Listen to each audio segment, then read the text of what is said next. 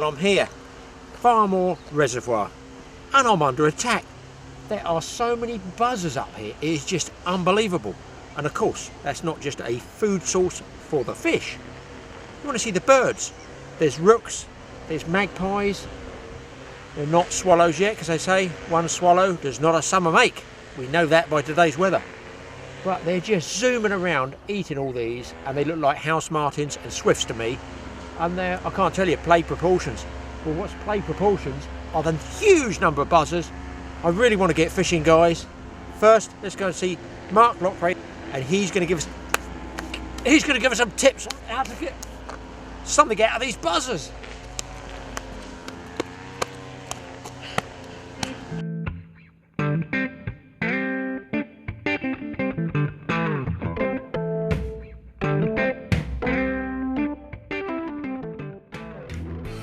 Well, here we are in the tackle shop at Farmoor. I'm with Mark, one of the rangers.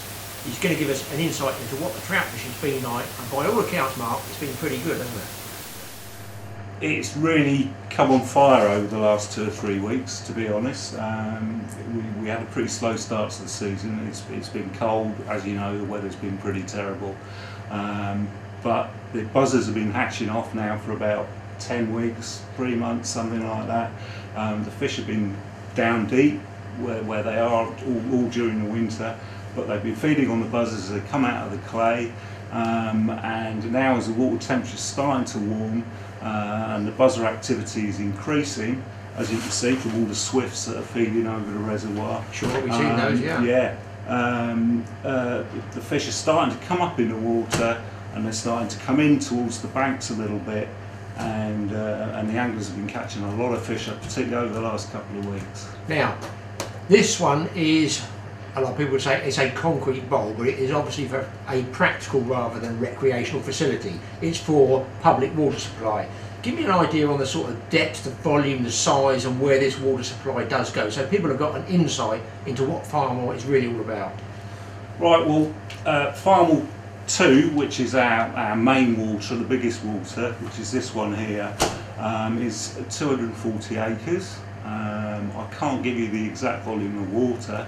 The water is all extracted from the Thames, which runs along that west bank over the back there, under licence from the Environment Agency, and the water feeds the whole Oxford area, really, Abingdon, Swindon. As far afield as that then, yeah? Yeah, and I believe we're starting to supply to Reading as well. So we're supplying a lot of households with water. That's getting down towards me. So I might even be drinking it shortly, because we're a bit of a low water level where we are here. We've got some wells in the garden, and they're really dropping like a stone at the moment, despite all the winter rain. Now tell me, what sort of depths are there out here? Well, out towards the middle, we've got 10 metres depth, which is, in excess of 30 foot. It's pretty uniform at that depth. Once you get, I suppose, 30 metres out into the reservoir, it drops fairly rapidly from the bank. And then it's pretty much like the surface of the moon out there. Obviously we've got weed banks, etc, etc. It's a clay core, which is what keeps the Oxford clay, keeps all the water in. So that's the base of the reservoir. That's the base of the reservoir, yeah. Yes, yeah. And then it's pretty silty. There are weedy areas, etc, etc. But it's a very, very rich food supply for the fish. A lot of buzzers coming off, as you can see. We get a lot of daphnia, which are the little water fleas. Yeah. Clouds and clouds of those, which the fish get fat on. Sure. But mainly, I would say, approximately 80% of the fish's diet here is probably the chironomid buzzer. Is that right? So there's nothing like sticklebacks, minnows as such in there? Is there any other proteins? Of proteins? course, yeah. Particularly in the winter, they're a very important food source for the fish. There's not much insect life about then. So the fish start turning on to the small coarse fish, which get extracted from the river. Sure. And there's plenty of sticklebacks, daddy rough, little perch, and little roach. And a few pike I see in the back behind you. We've got one or two very large pike out there. Yeah. They've been seen by members of the sailing club, and occasionally they get caught by the fly fishermen. Yeah. We do pike trials once a year as well, which are proving to be increasingly popular. There might be another film for us, you never know. Now on the subject of that concrete edging, how far did that go down from the angler's point of view, and is there anything that grows on it that would attract fish, or do you need to be able to cast near where that clay is? Right, well the beauty of a reservoir like this, which is obviously you can see it, some people call it dismissively, it's a bit of a concrete bowl. Sure. But we think, okay, if you can look above the concrete, it's beautifully landscaped around the outside, and the hills, etc., etc., and the woods round about, and you've got the river over the back there. So on a bright day, it's a bit like Oxford on Sea, I would say. Well, when I pulled it up on your site, and I could see where the two reservoirs were, and I knew anyway that they were in a concrete environment, as it were. But outside of that, I noticed what looks like a sort of a bird life sanctuary running along. And so is that a draw? Does the water actually draw extra birds in, migratory birds? It does. Over the back there, we're developing some wetlands. Well, they have been developed, but we maintain them. And yes, we do attract a lot of bird watchers here, and there's a lot of bird activity. And like a lot of inland waterways, yeah. We get a lot of drop-in birds. So now I read on the internet about this shrimp, this unusual shrimp that's supposed to be taking over, or possibly taking over some of the waters. The killer shrimp. The killer shrimp is really killer shrimp. So tell us what there is about this shrimp we ought to look out for. Well, I know it developed. It seems to have come into this country through one of the big reservoirs, and it's Gammarus, whatever. Yeah. A lot of people say it's being transferred from water to water by anglers, for instance. Sure. In the nets and stuff like that. In the nets, in the waders, on the clothing, etc. I've got a feeling it's probably more to do with the boating fraternity, yes. where yachts, etc., they compete from water to water, and I think the water that gets in the bilges might yes. not get emptied out at any particular That's reservoir, true. and then they come to another reservoir, empty out the bilge. But anyway, yeah, we're always watching out and listening out for reports and getting our anglers to look out for these extra big shrimps, which of course the trout love to eat. I'm sure. But they destroy all the other insects. All the native species. So it's a sort of American signal crayfish, but in a smaller version exactly now. So yet another problem for the poor old angler to put up with. Exactly. On the subject of shrimps, can you fish a shrimp in here? Will you catch on a shrimp? Well, funnily enough, you probably could. I think there's probably something in the trout's genetic makeup which would make him grab a shrimp. But we have a huge amount of hog lice around the reservoir, particularly in the weed around the edge of the reservoir. When the hog lice really gets prolific in the water, the fish are feeding on them all the time, and they absolutely gorge on them. And snails. But do you get snails? These are very small. We do. We noticed the other day we had a lot of very small black migrating snails on the bed of the reservoir. We haven't really got the weed hasn't really developed yet, so it's some areas you can see the concrete bottom of the reservoir quite clearly, and we saw all these little black dots collecting up in various areas of the reservoir. Yeah. Okay, now let's run through some stock here. How does the fishing work? You got Farmoor 1, you got Farmoor 2.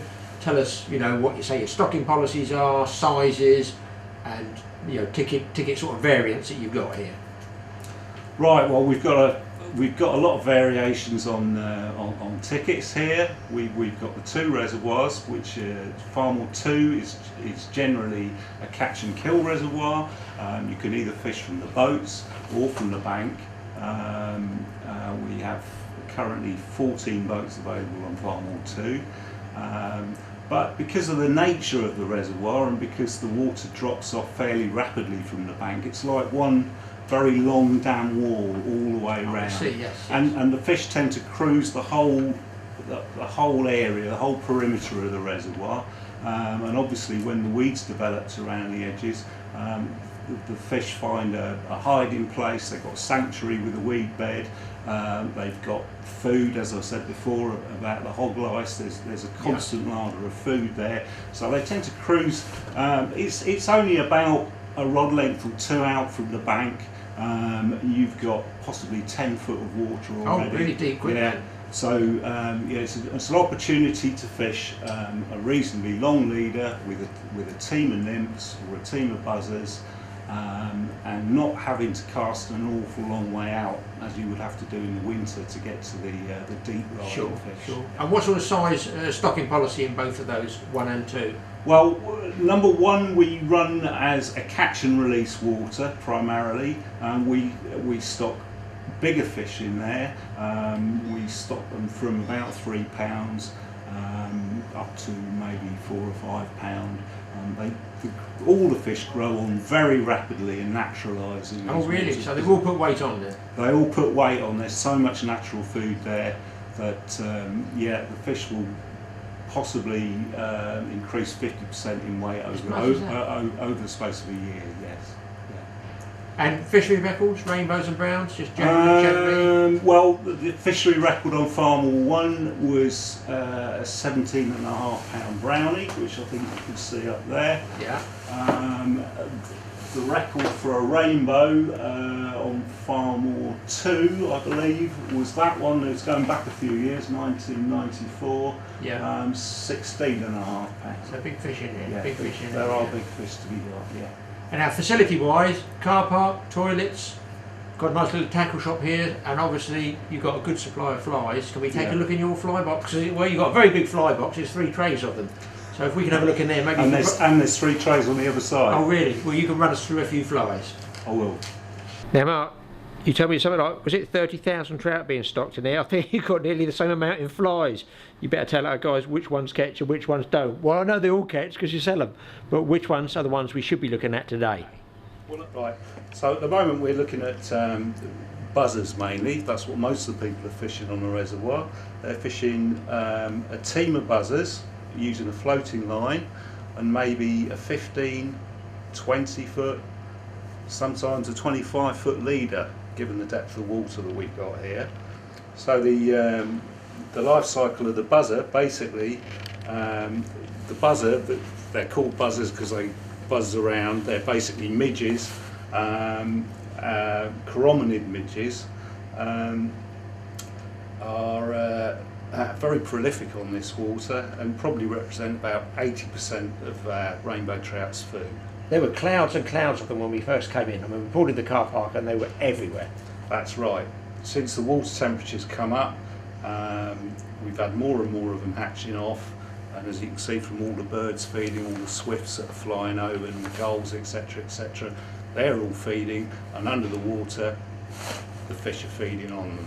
Now, should I be looking at, because I only fish with a single fly, should I be looking at single fly, or do they fish a team of flies? Yeah, you'll find most of the anglers here will fish a team of flies, so they've got a floating line, they've got, like I said, even a 15, 20, 25 foot leader hanging underneath their floating line, going right down sometimes right down to the bottom of the reservoir. And they'll have a point fly, which is the fly on the end of the leader, and then they'll have 2 droppers up the line, maybe spaced about 5 foot apart. Oh, quite a way apart then, yeah. Yeah, generally it pays to have the droppers spaced fairly evenly up your leader, so that you're fishing at different water levels with one line. So you need to you're covering through those water tables and trying to search out where the fish are feeding, and generally you'll find at this time of year the fish are up and down in the water. They're feeding throughout the water, and at certain times of day they may be feeding at certain different levels. Now there's absolutely, well, it must be 100 flies here or more. What patterns would you recommend people to use? Well, probably the single most favourite pattern at the moment is something that we call the super glue buzzer, which is that one there. and that comes obviously in various sizes, depending on what's hatching off at any particular time. I think that's about a size 12 there. We do smaller ones. Obviously, we do oh no, that's a 10. I think that's a 12, yeah. And that's a 14. Oh, I've got this small. Forget the 14s for me. Yeah. I've got the glasses on just to give people an idea. So that's the buzzer at the stage after it pupates from the bloodworm down in the bottom of the reservoir, at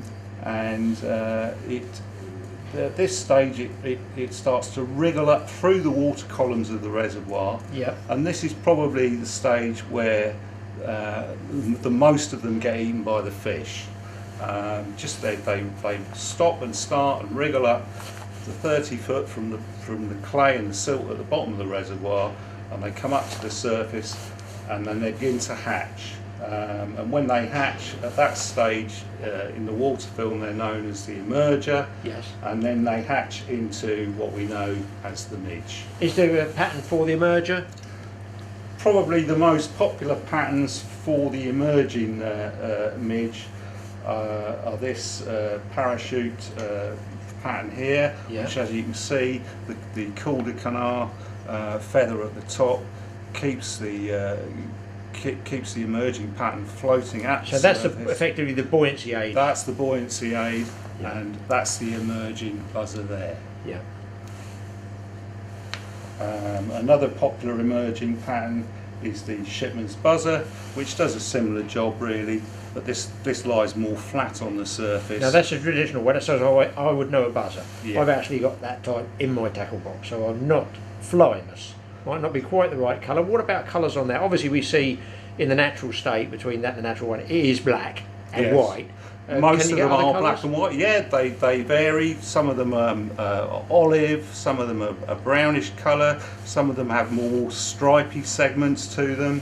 As you can see, we've got a whole range. They tend to have these red cheeks, Yes. and they tend to have these little breathers there at the top. As you can see, we've got a photograph here, which is a macro photograph taken by one of our anglers of the contents of a trout's stomach. I think this represents very well the different stages of the buzzer. You can see the orange cheek there, you can see the breather there, for instance, and the segmented grey-black body there. So that covers a sort of the bottom and the middle layer. What about when you get to the surface? What do you do then? Well, the actual emerge buzzer, when the water gets warm enough and it's slightly overcast, the light conditions are proper, and there's a little bit of ripple on the water, the fish often feel confident enough to take the buzzers right off the top of the water, and you'll see the splashy rises or the head and tailing rises of the fish as they sip the buzzers from the top. And at that stage, most people here find the hopper, which is this pattern here. That's a black one there. And that's an orange one there, both very popular colours. No, Mark. Hiya. And the Bob's Bits, which is this pattern here, which is probably a smaller version. That's quite a famous one, Bob's which Bits, is I've heard before. equally successful. Quite a simple pattern, but that probably is the best representation of the buzzer on the surface, and that accounts for plenty of fish here when the fish arrive. Those four there, that's all you need then really. That covers all your surface activity. Yeah. Now, that's a sort of summer or warm water fishing. What about your winter fishing? So obviously winter fishing is a little bit different because we don't have all this prolific insect life here at all. The buzzer fishing is out, and where we go then is to the winter lures and the booby fishing. Now that's these guys here. Is that all of these brightly coloured? As you can see, the booby so called because of the shape of the head. The two balls on the styrofoam. The styrofoam. That's the one. Yes. All different colours. Again, very dependent on water clarity and light conditions to what is successful. A lot of people say they represent small fish, but when the fish go into their sort of winter phase, they're not really feeding so prolifically. They're semi-dormant, they're on the bottom of the reservoir. They need a little bit of enticing to grab a bait. And sinking lines, I imagine. It'll all be sinking lines, fast sinking lines, die 7 lines, and fairly short leaders by then. Why the short leader? Why is that when you fish a long lead before?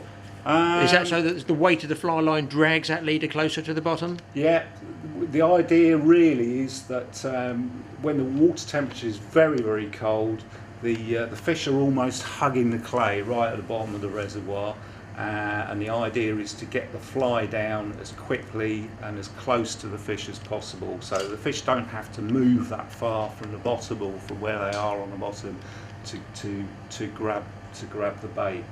When the water temperature rises slightly, they may come up in the water a little bit, and then we start to talk about other lure patterns which represent little fish.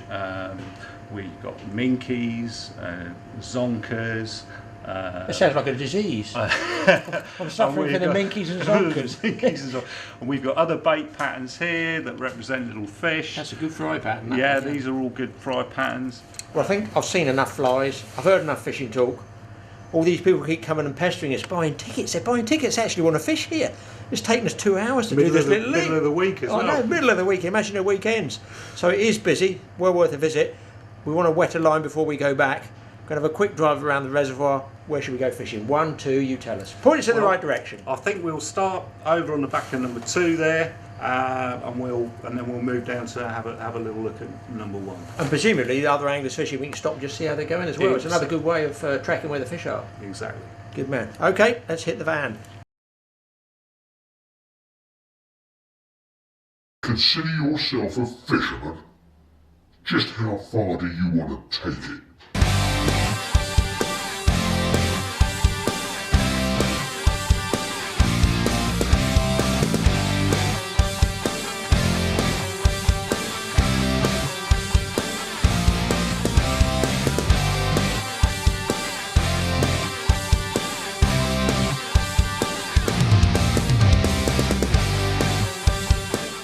Subscribe to this channel for more awesome videos.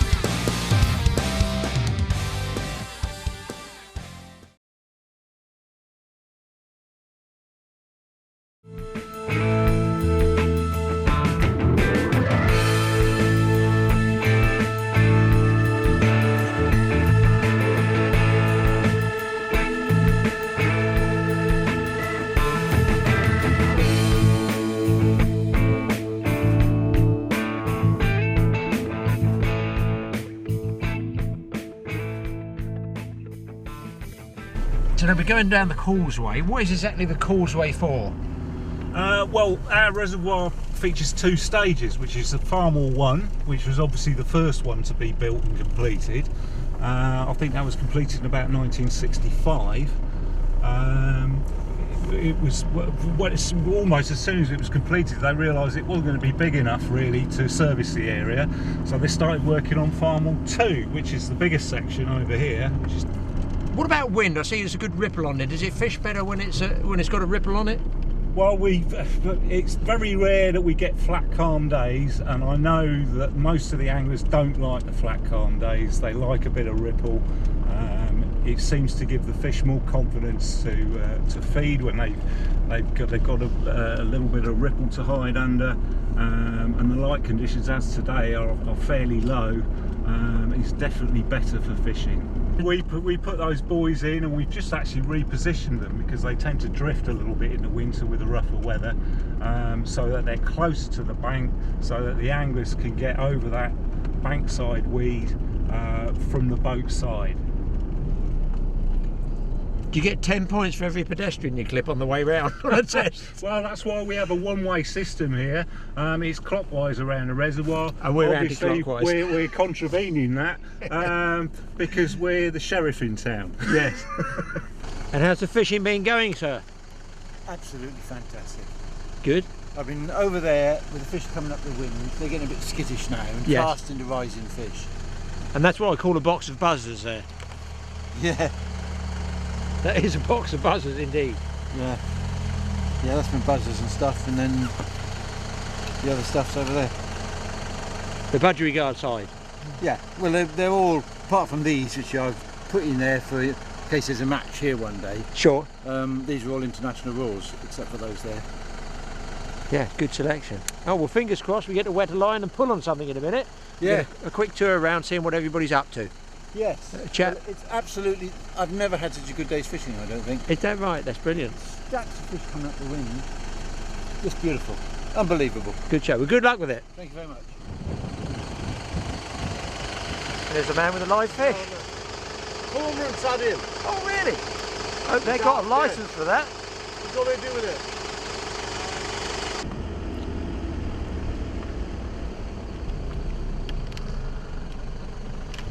How's the fishing going, sir? Not so bad at all. Got a couple of nice ones.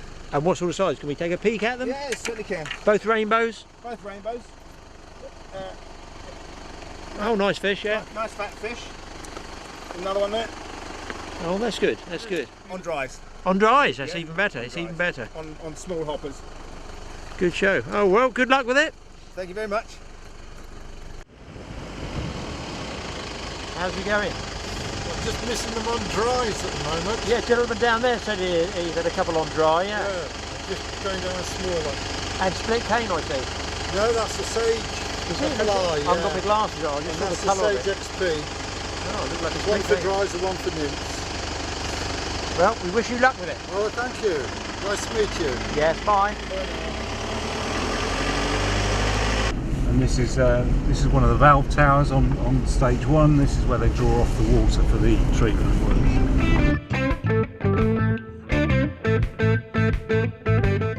Well, we just literally pulled the car up on the Farmoor one. The gentleman's got quite a nice fish on here. Take a look at this one.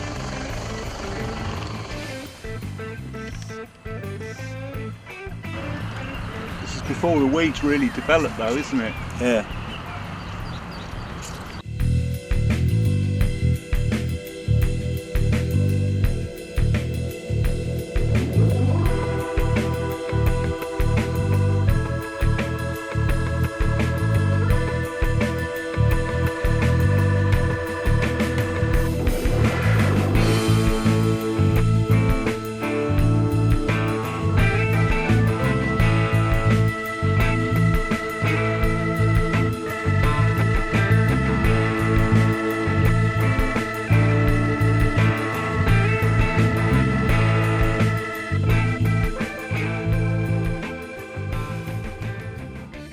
Look at the tail on it, yeah.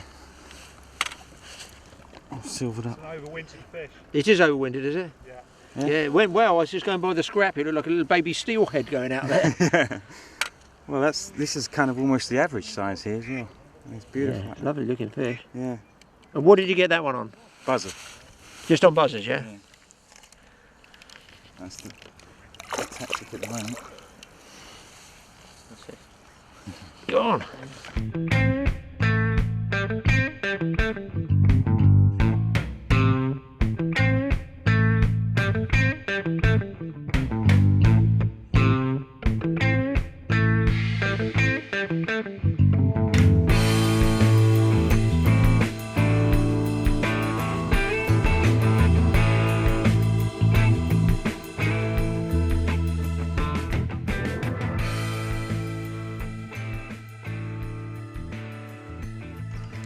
You know what these are?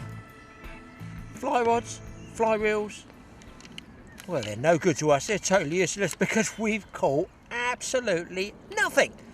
And it's our own fault because we didn't get set up.